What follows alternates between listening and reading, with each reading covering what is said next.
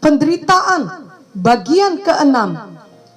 Puji Tuhan, dalam beberapa minggu ini kita telah belajar dari firman Tuhan bahwa yang pertama, penderitaan dapat mendorong pertumbuhan kedewasaan rohani kita untuk mempersiapkan kita kepada panggilan kita. Yang kedua, penderitaan dapat membawa kita kepada kesempatan yang lebih baik. Yang ketiga, penderitaan menjadi kesempatan untuk membuktikan integritas kita, kejujuran kita, ketulusan hati kita, karakter kita. Yang keempat, penderitaan dapat membuat kita semakin menyadari bahwa Tuhan tidak pernah meninggalkan dan melupakan kita. Yang kelima, penderitaan dapat mempersiapkan kita untuk memiliki hati yang tergerak oleh belas kasihan, hati yang sensitif untuk melayani orang lain. Yang keenam, penderitaan dapat mendatangkan kebaikan bagi kita dan juga untuk orang lain. Saat ini marilah kita diingatkan lagi bahwa yang ketujuh, penderitaan dapat menjadi jalan untuk pemberitaan Injil. Paulus menulis dalam Filipi 1 ayat 12, "Aku menghendaki saudara-saudara supaya kamu tahu bahwa apa yang terjadi atasku ini justru telah menyebabkan kemajuan Injil." Ketika Paulus berkata apa yang terjadi atasku, maksudnya adalah penderitaan yang dia alami saat itu, di mana ia sedang berada di dalam penjara. Tidak ada kepastian kapan ia akan keluar. Pada waktu itu ia dipenjara di bawah kekuasaan kerajaan Roma, dan tentara Romawi terkenal sebagai orang-orang yang sangat kejam. Mungkin kita tidak akan mengalami penderitaan seperti Paulus yang dipenjarakan, namun semua kita pasti mengalami suatu penderitaan, meskipun dalam bentuk yang berbeda dan juga dalam kadar yang berbeda. Biarlah apa yang dialami Paulus dapat meneguhkan hati kita pada masa sekarang ini. Paulus tentunya tidak pernah berharap bahwa ia akan dipenjarakan. Ia justru berharap ia dapat bebas melayani. Tetapi ternyata penderitaan datang menimpanya. Semua kita juga tidak pernah berharap akan mengalami penderitaan. Namun kesulitan hidup, bencana, atau penderitaan dapat terjadi kapan saja pada setiap manusia. Oleh karena itu, sebagaimana dalam Filipi 1 ayat 12 tadi, biarlah kita juga kiranya memiliki perspektif yang sama dengan Paulus, yakni bahwa apa yang telah terjadi kepada kita, termasuk semua penderitaan kita, di tangan Tuhan, semuanya itu dapat menjadi jalan untuk pemberitaan Injil. Jadi penderitaan yang kita alami bukan hanya dapat mendatangkan kebaikan bagi kita dan bagi orang lain, melainkan juga dapat menyebabkan kemajuan Injil. Pada waktu Bapak Benjamin Munte masih memulai pelayanannya di desa-desa, ia harus pergi ke Jakarta untuk mengurus izin GKII agar dapat beroperasi di seluruh Indonesia. Tetapi saat itu ia juga sedang sakit keras, sehingga ia harus tinggal lebih lama di Jakarta. Ternyata izin tersebut belum juga ia dapatkan, walaupun ia sudah melakukan usaha yang terbaik, dan ia juga sedang berjuang dengan keadaannya yang masih sangat sakit. Ia sangat menderita saat itu. Suatu hari ia naik bus umum dan harus dipapah untuk pemeriksaan laboratorium di rumah sakit Pertamina.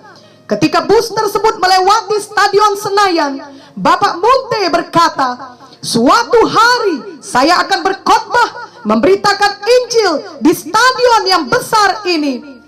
Walau ia sedang sakit, ia beriman untuk memberitakan Injil kepada banyak orang di stadion tersebut.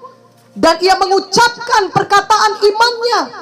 Penderitaan penyakit yang dialaminya justru membuatnya semakin beriman untuk sembuh, untuk kembali sehat, dan kemudian memberitakan Injil kepada banyak orang. Belasan tahun kemudian, Bapak Munte benar-benar berkhotbah di Stadion Senayan yang dihadiri puluhan ribu orang untuk memberitakan Injil Kristus yang disertai dengan mujizat Tuhan.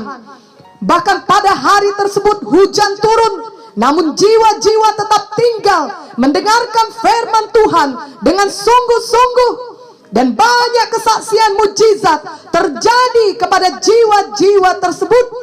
Dan akhirnya izin gereja GKI juga berhasil didapatkan, sehingga saat ini banyak cabang GKI dapat beroperasi di seluruh Indonesia, di mana setiap minggunya selalu saja diberitakan Injil Tuhan, dan selalu ada jiwa-jiwa yang menjadi percaya kepada Tuhan Yesus dan menerima keselamatan. Selain itu, ketika Bapak Munte dalam keadaan sakit tersebut, ia juga sempat dirawat di rumah sakit di Jakarta. Selama ia masih cukup kuat untuk berjalan, ia berkeliling rumah sakit tersebut dan memberitakan Injil kepada pasien lain yang mau menerima firman Tuhan, dan bahkan kemudian mendoakan orang sakit yang lain yang sedang dirawat di sana. Dan di antara mereka yang didoakan itu, banyak yang mengalami kuasa Tuhan. Mereka menerima kedamaian dan mengalami pemulihan yang cepat, sehingga mereka sembuh.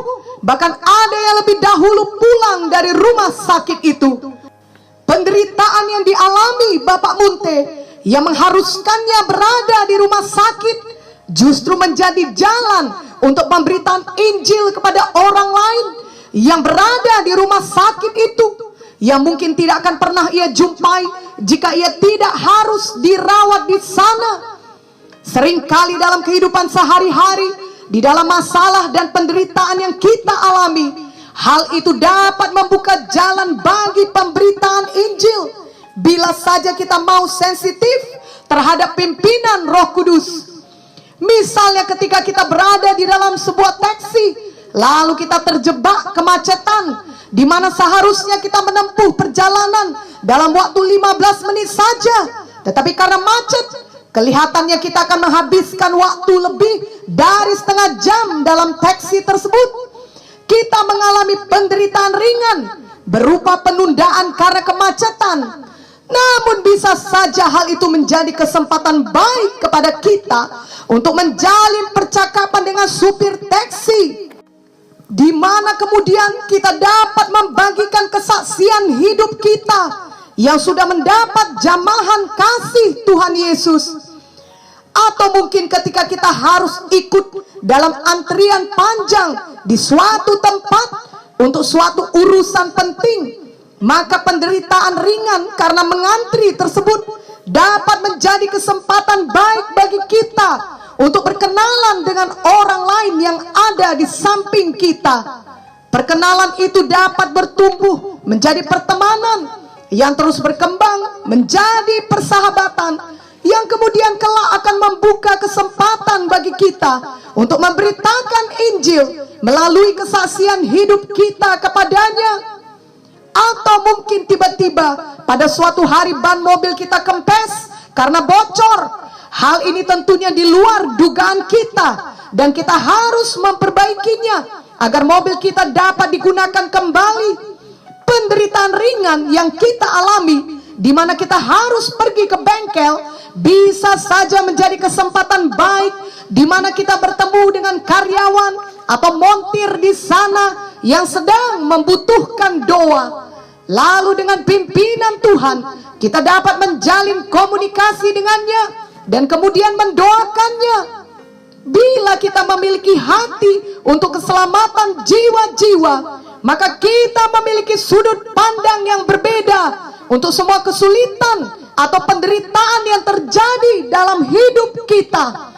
Baik itu penderitaan ringan maupun penderitaan berat, kita melihatnya sebagai jalan untuk pemberitaan Injil. Dalam Filipi 1 ayat 12, kita sudah membaca bahwa Paulus berkata, Aku menghendaki saudara-saudara supaya kamu tahu bahwa apa yang terjadi atasku ini justru telah menyebabkan kemajuan Injil. Pada ayat selanjutnya, yakni Filipi 1 ayat 13 dituliskan, sehingga telah jelas bagi seluruh istana dan semua orang lain bahwa aku dipenjarakan karena Kristus. Jadi jika bukan karena dipenjarakan, Paulus mungkin tidak mempunyai kesempatan untuk menjadi saksi Tuhan bagi seluruh istana. Tentunya termasuk di dalamnya adalah para penjaga atau tentara Romawi yang bergiliran menjaga Paulus. Lalu semua orang lain yang ditulis Paulus dalam ayat 13, mungkin saja yang dimaksudkan Paulus adalah kepada keluarga kerajaan yang ada di istana, yang tidak akan pernah dapat dijumpai Paulus seandainya saja ia tidak menjadi tawanan atau dipenjarakan. Dalam Filipi 4 ayat 22 dituliskan, salam kepadamu dari segala orang kudus, khususnya dari mereka yang di istana Kaisar. Hal ini berarti pemberitaan Injil yang disampaikan Paulus telah memberikan buah, di mana ada orang-orang yang menjadi percaya dalam istana Kaisar. Dan itulah sebabnya mereka ikut memberi salam kepada jemaat Tuhan di Filipi. Betapa luar biasanya cara Tuhan bekerja. Tidak ada penderitaan yang sia-sia bagi anak-anak Tuhan yang percaya penuh kepada Tuhan. Paulus tidak pernah berencana ia menderita menjadi tawanan ataupun dipenjarakan. Namun Tuhan tetap mempunyai rencananya pada saat kita di dalam penjara ataupun pada saat kita menjadi tawanan. Tuhan mempunyai rencana agar kita anak-anaknya selalu melihat penderitaan sebagai jalan untuk memberitakan Injil. Biarlah kisah-kisah ini mengingatkan kita selalu bahwa pada saat rencana kita hancur berantakan, maka rencana Tuhan bagi kita tidak pernah dapat dihancurkan. Tuhan tetap memegang kendali. Ia dapat memakai penderitaan yang sedang kita alami sebagai kesempatan bagi kita untuk memberitakan Injil. Selain itu, kerap kali pada saat kita mengalami suatu penderitaan yang berat, maka orang-orang yang melihatnya akan berpikir bahwa kita tidak akan sanggup mengatasinya. Mereka berpikir kita pasti akan hancur. Namun kemudian ternyata kita tetap dipelihara Tuhan. Juga kita tetap mengasihi dan tetap melayani Tuhan. Bahkan semakin menyala-nyala dalam memberitakan Injil. Maka hal itu akan meneguhkan mereka, sehingga mereka juga ikut menyala-nyala memberitakan Injil. Paulus menuliskan dalam Filipi 1 ayat 14, dan kebanyakan saudara dalam Tuhan telah beroleh kepercayaan karena pemenjaraanku untuk bertambah berani berkata-kata tentang firman Allah dengan tidak takut. Jadi kebanyakan saudara, yakni anak-anak Tuhan lainnya, bertambah berani berkata-kata tentang firman Tuhan karena melihat penderitaan Paulus di dalam penjara. Memang tidak dituliskan semua orang, tetapi kebanyakan saudara. Dan tentunya hal itu sudah sangat baik, sebab menunjukkan kebanyakan orang menerima pengaruh yang baik dari penderitaan Paulus. Jadi Tuhan dapat memakai penderitaan kita bukan saja agar kita memiliki kesempatan untuk memberitakan Injil secara langsung, tetapi juga secara tidak langsung, yakni melalui banyak orang lain yang melihat keteguhan hati kita dan kesetiaan kita kepada Tuhan, dan mereka mau mengikuti teladan hidup kita untuk memberitakan Injil kepada orang lain.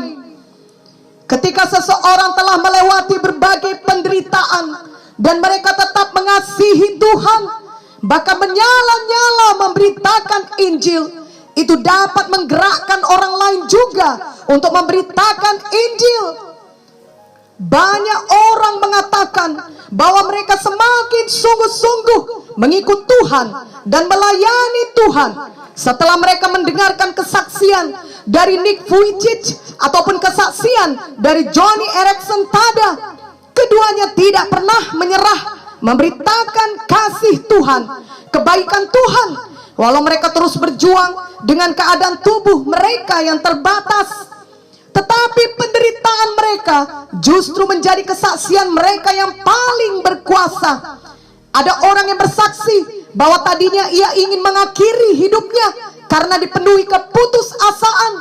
Ia kemudian membatalkan niatnya tersebut karena ia menyadari penderitaan yang dialaminya tidaklah seberapa bila dibandingkan dengan semua penderitaan, kesulitan, dan kesedihan yang telah dialami oleh Nick Vujicic. Misionaris di zaman sekarang ini banyak diinspirasi oleh kisah hidup misionaris pada zaman dahulu. Mereka biasanya telah lebih dahulu membaca buku-buku biografi mengenai hidup misionaris pada zaman dahulu, atau mereka pernah mendengar langsung kesaksian para misionaris tersebut yang tentunya sudah lebih tua dari mereka, atau mungkin mereka pernah menonton film yang mengisahkan hidup para misionaris pada zaman dahulu. Dari situlah mereka melihat keberanian dan keteguhan iman para misionaris itu. Walaupun banyak penderitaan yang dialami oleh mereka di tempat di mana mereka melayani. Ada yang dipenjarakan, ada yang anak atau keluarganya mati oleh karena penyakit, sebab pada zaman itu belum ada pengobatan seperti sekarang, dan berbagai penderitaan lainnya. Namun tidak ada yang menghentikan para misionaris pada zaman dahulu itu. Kesaksian-kesaksian yang penuh penderitaan, juga tentunya penuh dengan kemenangan-kemenangan. Itulah yang menggerakkan banyak orang lainnya untuk mau meneladani pengorbanan misionaris pada zaman dahulu. Mereka akhirnya menjawab panggilan Tuhan untuk menjadi misionaris di zaman sekarang ini, dan berani menghadapi penderitaan apapun yang menanti mereka demi pemberitaan Injil. Jadi penderitaan seorang anak Tuhan selalu dapat menjadi jalan untuk pemberitaan Injil sampai kepada generasi-generasi berikutnya di masa yang akan datang. Namun memang kita harus mengingat bahwa dalam pemberitaan Injil sekalipun tetap ada anak-anak Tuhan yang melakukannya dengan motif yang tidak murni. Jangan biarkan hal seperti itu mengganggu kita, tetapi biarlah kita tetap bersuka cita sepanjang Injil diberitakan. Dan memang inilah teladan yang ditunjukkan oleh Paulus. Paulus mengerti bahwa tidak ada manusia yang sempurna. Pada suatu waktu, sesama pelayan Tuhan sekalipun dapat memberitakan Injil dengan maksud palsu, dengan kedengkian atau iri hati, bahkan dengan perselisihan. Inilah yang terjadi di masa Paulus. Mungkin saja pada waktu itu mereka berpikir, selama Paulus masih bebas melayani, aku tidak akan bisa naik untuk mengatasinya. Semua orang akan selalu melihatnya sebagai yang paling hebat dan yang paling perlu didengar.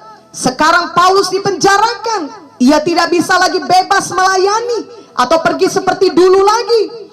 Inilah kesempatan bagiku untuk bersinar. Sekarang orang akan melihat kehebatanku, orang akan mengenalku, orang akan mengakui pelayananku. Dan mereka bermaksud agar Paulus bertambah sedih dan bertambah berat bebannya di penjara. Namun walaupun mereka berpikir dan berbuat seperti itu, Paulus tetap tidak terganggu. Paulus tentunya percaya bahwa mereka semua adalah milik Tuhan. Tuhanlah yang berkuasa untuk memelihara, membentuk, dan mengajari mereka. Dari hati Paulus, ia bersuka cita Injil terus diberitakan, walau dengan maksud apapun. Yang terpenting bagi Paulus adalah firman Tuhan terus dibagikan kepada sebanyak-banyaknya orang. Marilah kita membaca Filipi 1 ayat 15 sampai 18. Ada orang yang memberitakan Kristus karena dengki dan perselisihan, tetapi ada pula yang memberitakannya dengan maksud baik. Mereka ini memberitakan Kristus karena kasih, sebab mereka tahu bahwa aku ada di sini untuk membela Injil. Tetapi yang lain karena kepentingan sendiri dan dengan maksud yang tidak ikhlas. Sangkanya dengan demikian mereka memperberat bebanku dalam penjara. Tetapi tidak mengapa, sebab bagaimanapun juga Kristus diberitakan, baik dengan maksud palsu maupun dengan jujur. Tentang hal itu aku bersuka cita, dan aku akan tetap bersuka cita. Inilah teladan kita. Biarlah mulai saat ini yang terpenting bagi kita adalah Injil terus diberitakan. Yang terpenting bagi kita ialah nama Yesus terus diberitakan, dan jiwa-jiwa diselamatkan dari hukuman kekal. Dan kita akan tetap bersuka cita karena itu. Janganlah lagi mau bersedih bila saat kita menderita karena melayani Tuhan. Kita melihat sesama anak Tuhan lainnya tidak peduli, bahkan justru memanfaatkan kesempatan itu agar mereka naik bersinar seperti yang dialami oleh Paulus. Janganlah pula heran dan kecewa bila kita melihat ada kepalsuan di dalam pelayanan, sebab hal itu memang sudah ada sejak dahulu. Paulus telah menuliskannya untuk mempersiapkan kita semua pada zaman sekarang ini. Marilah kita memilih untuk bersuka cita bahwa Injil terus diberitakan. Ingatlah untuk selalu menyerahkan semua hal ini ke dalam tangan Tuhan. Tuhan adalah hakim. Jadi janganlah kita menjadi hakim bagi sesama kita, namun untuk diri kita sendiri. Biarlah kita selalu memberitakan Injil dengan motif yang benar, dengan tulus hati dan ikhlas, dengan didasari kasih dan dengan maksud yang baik dan yang jujur, seperti teladan Paulus. Amin. Penderitaan dapat menjadi jalan untuk pemberitaan Injil. Juga dinyatakan jelas dalam penderitaan Paulus saat ia di penjara. Sebab dalam penjara itulah ia menulis banyak surat kepada jemaat Tuhan pada masa itu, yang akhirnya surat-surat tersebut menjadi berbagai kitab dalam perjanjian baru. Begitu dahsyatnya ayat-ayat firman yang dituliskan Paulus dari dalam penjara, yang terus dipakai sebagai pemberitaan Injil sampai pada zaman sekarang ini. Setan bermaksud menghentikan Paulus dengan memenjarakannya, namun justru dari dalam penjara Paulus tidak dapat dihentikan untuk terus menulis firman Tuhan. Marilah kita juga mengingat kisah Sadrah, Mesah, dan Abednego, di mana mereka harus dimasukkan ke dalam perapian yang menyala, bahkan dibuat 7 kali lebih panas dari biasanya, sampai nyala api membakar mati orang-orang yang mengangkat Sadrah, Mesah, dan Abednego. Namun ketiganya tidak terluka sedikit pun. Kemudian ternyata dalam perapian itu tampak ada orang keempat berjalan bersama mereka. Sesungguhnya Tuhan selalu menyertai kita ketika kita sedang di dalam penderitaan sehebat apapun, sepanas apapun perapian penderitaan yang kita alami. Ingatlah akan Sadrah, Mesah, Abednego, bahwa mereka baik-baik saja. Tubuh mereka tidak mempan oleh api, rambut di kepala mereka tidak hangus, jubah mereka tidak berubah apa-apa, bahkan bau kebakaran pun tidak ada pada mereka. Demikianlah kita juga akan keluar dari penderitaan kita tanpa bahaya, sebab Tuhan yang selalu menyertai dan memelihara kita. Dalam Daniel 3 ayat 28 sampai 29 dituliskan, berkatalah Nebukadnezar, terpujilah Allahnya Sadrah, Mesah, dan Abednego. Ia telah mengutus malaikatnya dan melepaskan hamba-hambanya yang telah menaruh percaya kepadanya dan melanggar titah raja, dan yang menyerahkan tubuh mereka karena mereka tidak mau memuja dan menyembah Allah manapun kecuali Allah mereka. Sebab itu aku mengeluarkan perintah bahwa setiap orang dari bangsa, suku bangsa, atau bahasa manapun ia yang mengucapkan penghinaan terhadap Allahnya Sadrak, Mesah, dan Abednego akan dipenggal-penggal dan rumahnya akan dirobohkan menjadi timbunan puing, karena tidak ada Allah lain yang dapat melepaskan secara demikian itu. Ayat-ayat ini menunjukkan bahwa Nebukadnezar memuji Allah Sadrak, Mesah, dan Abednego. Lalu kemudian ia memerintahkan semua orang tidak boleh menghina Allah Sadrak, Mesah, dan Abednego. Jadi penderitaan yang dialami ketiganya justru menjadi jalan untuk menyatakan kepada raja, kepada semua pembesar, bahkan kepada setiap orang pada masa itu, bahwa Tuhan mereka adalah Tuhan yang hidup dan yang berkuasa. Itulah Tuhan yang kita layani, yang dapat memakai semua penderitaan kita sebagai jalan untuk memberitakan firman yang hidup kepada sebanyak-banyaknya orang. Biarlah penderitaan yang kita alami tidak akan pernah menghancurkan kita, tetapi biarlah itu menjadi jalan untuk pemberitaan Injil, baik secara langsung ataupun tidak langsung, baik untuk masa sekarang ini ataupun untuk masa yang akan datang. Janganlah menyerah saat berbagai penderitaan datang menimpa kita. Berdoalah supaya Tuhan menyatakan kepada kita agar di saat yang tepat semua penderitaan itu dapat menjadi kesempatan bagi kita untuk menjadi saksi Tuhan dan memberitakan tentang Tuhan Yesus kepada orang lain.